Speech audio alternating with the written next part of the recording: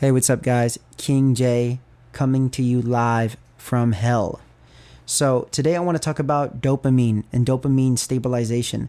This is related to NoFap. I'm still on this journey. I have my days, I have my bad days, but I'm not giving up on the limits of trying to not take control, but let go of the need to jerk off and watch porn. And porn has been the easiest thing. I don't even think about porn. But my mind has these fantasies that just, they plague me in a way. But I've also been able to have this internal dialogue with myself to let a lot of these fantasies go, and just be more grounded in reality and just feel good as me. I don't need to be this king and this extra and this all this stuff in my head to get turned on. And I know this is like some weird stuff to hear, but I'm being vulnerable. I'm being open here. But I saw this thing about how dopamine takes a long time to stabilize. If you do pills, or if you jerk off a lot, or even if you eat unhealthy foods, that's all a dopamine rush. And then when you remove that, you need to have something to replace it. I would recommend exercise. The exercise has been really helping me, and I'm only drinking water. I'm not taking pre-workout. I'm not taking caffeine. I'm not doing anything like that. So this energy that I've been having is all natural. It's all just me working out and having a mindset that's conducive to what I want to be, being the best self that I could be, because I deserve that and I want to be that for myself. You know, it's like a gift to myself. Before, the gifts that I would give myself were a toy, a food item, a skin in a game, or jerking off, a session. Oh man, I had a rough day. I had a rough day today. I deserve to relax, and all I was doing was just hunting that dopamine, just trying to get that rush. And now I do notice when I'm really tired, I'm just like, my mind starts to go back and just tell me things that I don't need to hear, and they're not even true. Like I just start feeling these limits come back, and I realize that a lot of that might be the dopamine depletion. Like, just, it's working well for me, but I'm waiting on the stabilization, and then I see something that, oh man, it could take a year to restabilize your dopamine. So I just have to trust the process. It's like building up your body when working out. The way that I've started looking at exercise is, and that's the thing, I'm an artist. I've made sculptures before. I made sculptures out of clay. I made all types of different 3D pieces. So I'm basically looking at myself, my body, as a piece of art. And every day I'm chiseling more. Every day I'm building up and removing what I don't, removing fat and building muscle, and just enjoying the process, not thinking about the end result coming. Michelangelo was not sculpting the David in a week. You know what I mean? It takes time, and to enjoy the process is going to make for better results. So, and it's funny, because my boy right here just called dopamine that feeling of success. And that is a big thing that you notice with a lot of medications will give you that dopamine rush, and it'll make you feel like everything you're doing is perfect and everything you're doing is a great accomplishment. And when you don't have that, you feel like everything you're doing is wrong, and you start regretting things, or you start doubting yourself. And I would say is that the best thing to help with that is recognizing that every time you tell yourself something, question if you can prove your thought or idea 100%. So you say, man, I'm never going to have that body. Can you prove that you can't have your ideal body 100%? You can't prove that. You can't be anybody else. You can never be anybody else, but nobody could ever be you. And now that's the main thing that I've noticed, is that when I compare myself, I think, man, I'll never look like that guy. I'll never be that tall. I'll never be this or that. And then I realized, well, they'll also never be me. I don't want to be them. I enjoy being me, and they may not ever want to be me, and there's nothing wrong with that. They should be happy being them, and I should be happy. That's the way that things should be. So that mental space makes me feel this rush of like, man, I'm doing things right. I'm feeling really good about what I'm doing. And it's becoming a very enjoyable process. And when we start thinking about the way that our mind works as these chemicals and these imbalances, that's a very real thing. But we have to keep in mind that the power of the mind is what sustains us, and it's what makes us feel everything we're feeling, because it has nothing to do with our thoughts. It has everything to do with our beliefs. So in your subconscious mind, you know who you are, you know yourself, and you create your reality based on that. So every thought you have comes from there.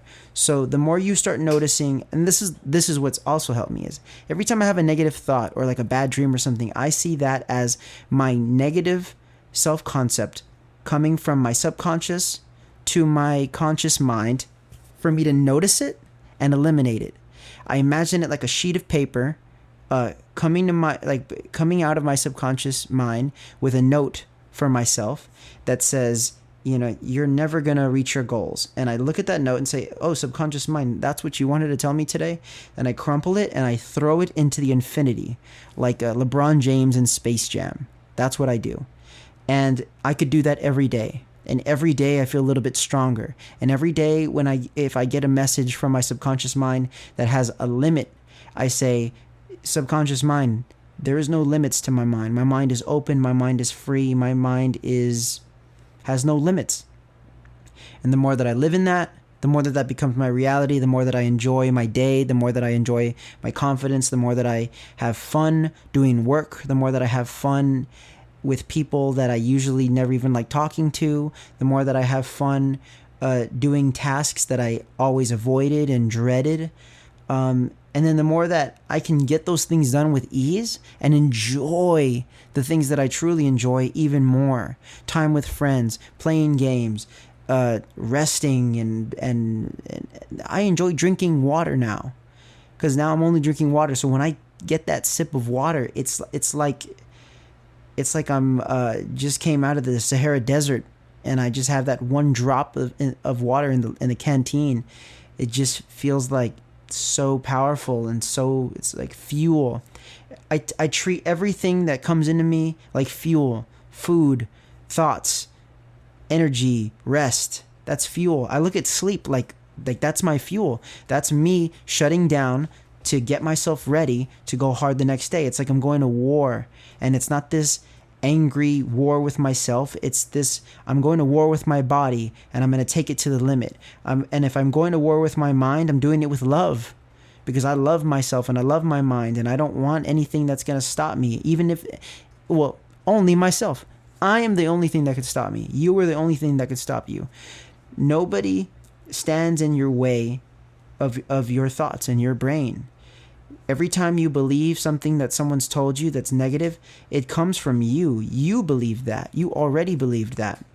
And the more that you continue to believe that, you're brainwashing yourself. You're letting yourself stay hypnotized by the idea of who you are.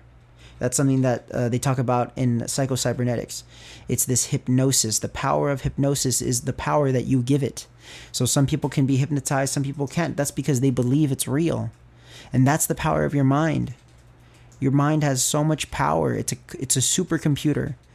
And one thing that I'd recommend, I think the best thing that's going to help you in any sort of process is realizing that you need to be patient, and you need to let go of resistance. You need to let go of this idea that it's not going to work, and you need to go right back to your comfort. Your comfort has never served you. Your comfort has done one thing, and it's given you this illusion of safety. And once you get rid of that and you eliminate that, you're going to realize that you enjoy things a lot more, and you're not limited to your head. So you don't even become reliant on the dopamine rush anymore. You just enjoy the moment. So it helps replacing your negative habits with positive ones, things that you know. We all have an idea of what's good for us and bad for us, and we still let ourselves do the bad because we have some sort of attachment to it. That's an addiction. Once we recognize that and we want to give ourselves something better, we're going to stay determined, we're going to stay focused, and we're going to be patient and very gentle with ourselves. We're not going to beat ourselves over the head if we mess up and indulge in something we were trying not to get into.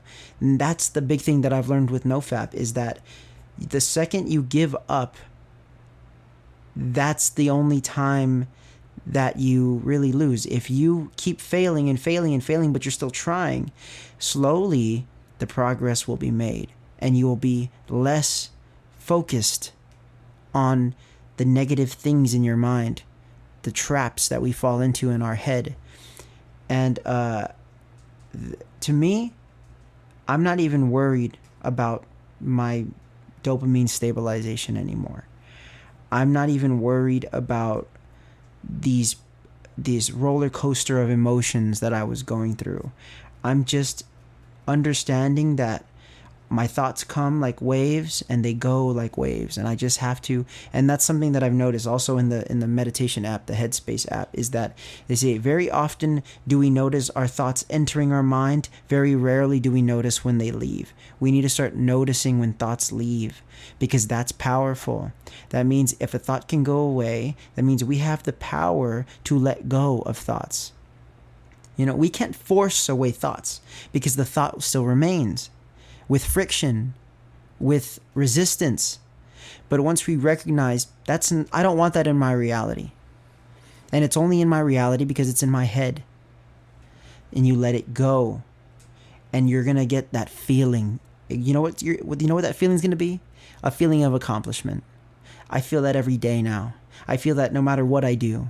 I feel that if I don't do anything, and I feel that if I do everything I wanted to do. And most of the time I do everything I wanted to do because I don't see anything I want to do as hard anymore. Making a beat is not hard to me anymore. I understand that it's a growing process.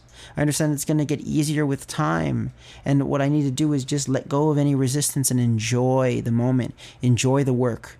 When you enjoy the work, it's not going to feel like work, and you're going to get your results even faster.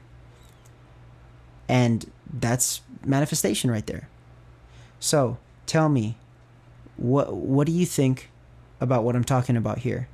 What do you feel about the power of our mind? How strong do you feel it is? Let me know down below. If you liked the video, make sure you like and subscribe and tap the notification bell. If you made it to exactly 13 minutes and 8 seconds, thank you so much. I really appreciate it. Everybody have a good one. King J out.